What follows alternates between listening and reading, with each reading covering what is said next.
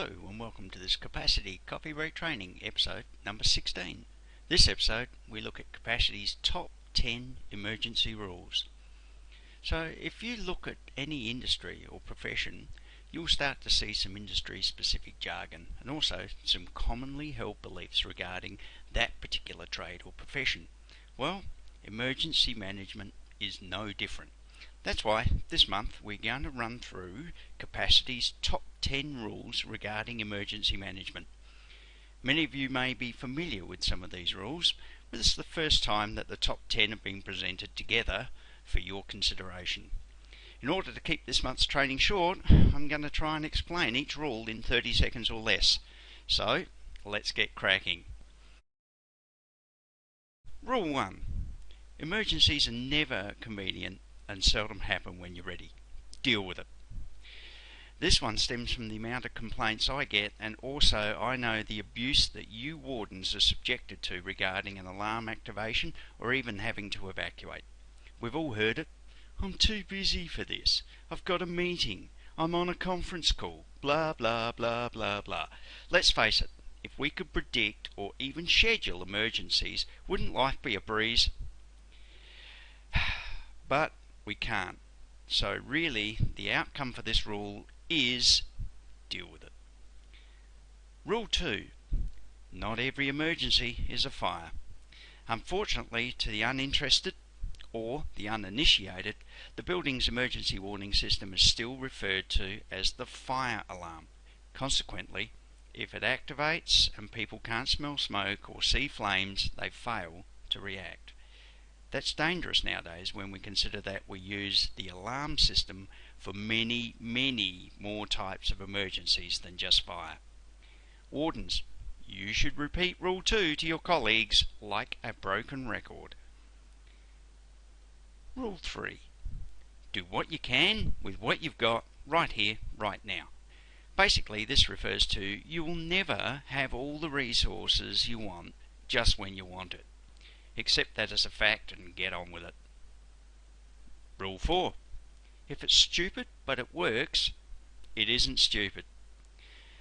A good leader listens to the ideas and also should have a good leader listens to all ideas and also should have the ability to consider thinking outside the square.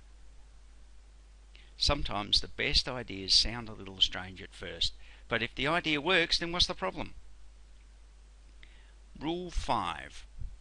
Any decision, even the wrong decision, is better than no decision. This is the one that people love to debate. Essentially, it alludes to not being scared to be wrong.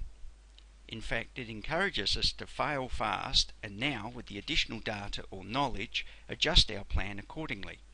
Rule 5 is not licensed to be reckless or silly, and yes, choosing not to make a decision is a decision. So long as you've consciously decided not to decide just yet, then, depending upon the circumstances, that may be an appropriate choice. And if not, you're going to find out sooner or later. Moving on. Rule 6. Good judgment comes from experience, and experience comes from poor judgment. Simply put, you learn from your mistakes. I sometimes use a variation of this rule in that there's no such thing as a failed emergency exercise, just failure to learn from it. Rule 7. It's better to overreact and scale back than constantly play catch up. This has an actual term and it's called prudent overreaction. Please take note of the word prudent. Again, this rule isn't licensed to be silly, but it's always better to err on the side of caution and admit that you were wrong than to be stuck in an emergency and conceding that you should have acted 5 minutes ago. Another variation of this rule is, if in doubt, get out. Rule 8. Plan your practice and practice your plan.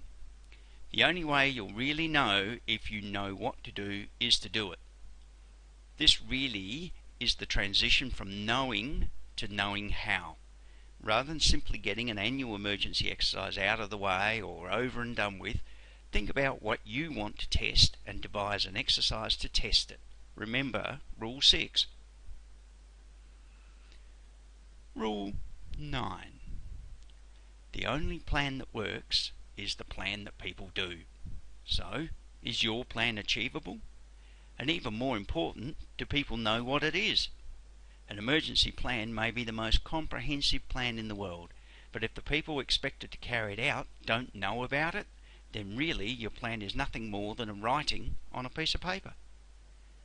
And last up, Rule 10. An emergency response is not measured by time. It's measured by effectiveness.